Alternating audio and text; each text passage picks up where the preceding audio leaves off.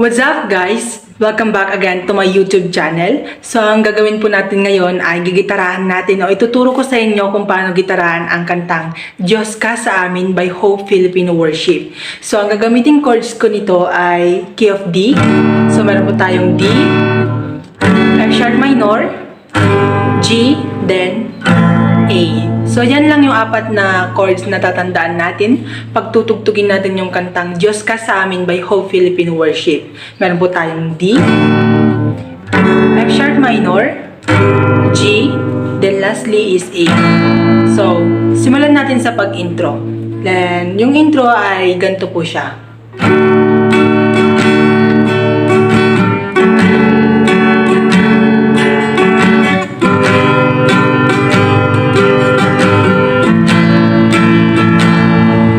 So, ganun po yung intro niya. Then, after ng intro ay papasok tayo sa verse 1. So, yung chords ng verse 1 ay same lang siya dun sa pag-intro natin. Meron po tayong D,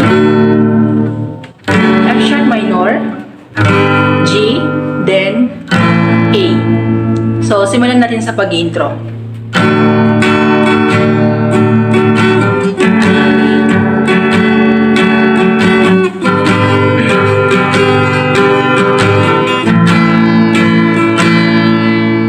Diyos,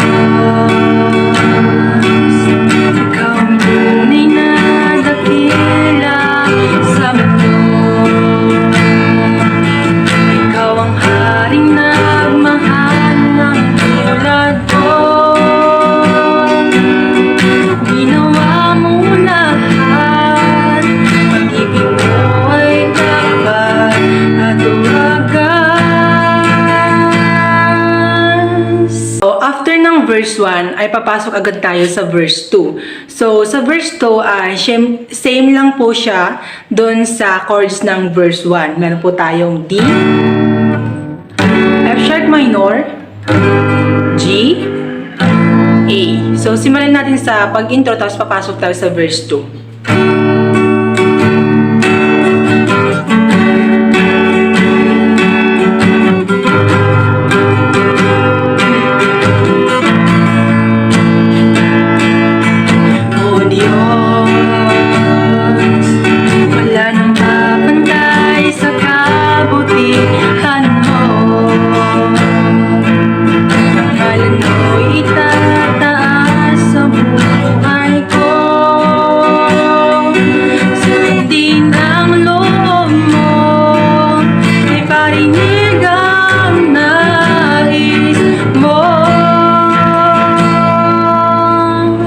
Then, after ng verse 1 at saka verse 2 ay papasok tayo sa chorus.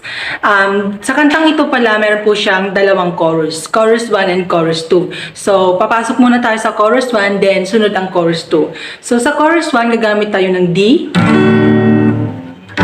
F sharp minor, G, then A. So, simulan natin sa pag-intro.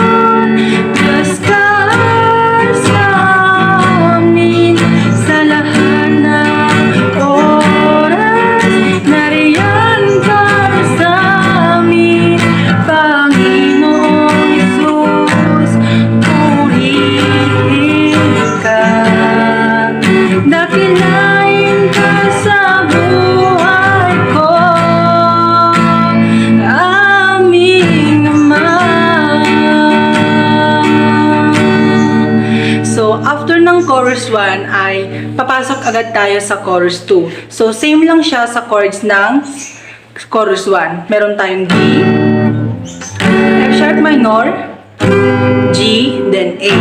So, simulan natin sa pag-intro.